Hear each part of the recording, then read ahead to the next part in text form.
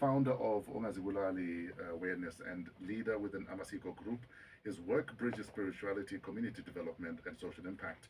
A life coach, motivational speaker, and media personality, he tackles issues like depression, suicide, substance abuse, and bullying, especially amongst men and boys, while creating space for honest conversations around identity, grief, anger, and generational pain.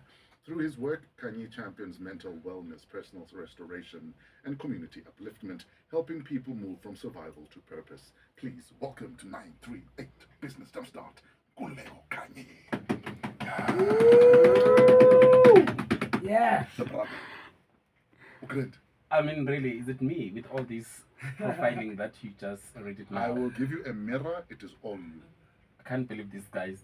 Thank you for hosting me and greeting to all the listeners of 938 Fresh Breakfast Show. Let's jump straight into it. Nkululeko Khanyi 101. Who are you? Where are you from?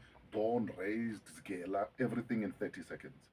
I'm a village boy from the northern Zululand in Pongola, where Yes, I was born and grew up there. Nkululeko, he's a public speaker, a motivational speaker, and the founder of the initiative that called Ungazibulali, awareness campaign that was formed 14 years ago. So Nkululeko, he once works with Kozi FM and then also a former president at NCA. Nkululeko is a philanthropist, business person, and the beacon of hope, Sure. the award winner, and the international speaker. I just got awarded in Europe. She's a boy. Yes, as an international speaker. That is dope. Yes. What was the turning point in your life that said, Nkululeko, this is your calling? You know, when I was working in a hospital as a former nurse, yes, then it happened when I lost money through the pyramid scheme. Which one? It's called. It used to called. Not Triple M. Kippy, something like that. Yo.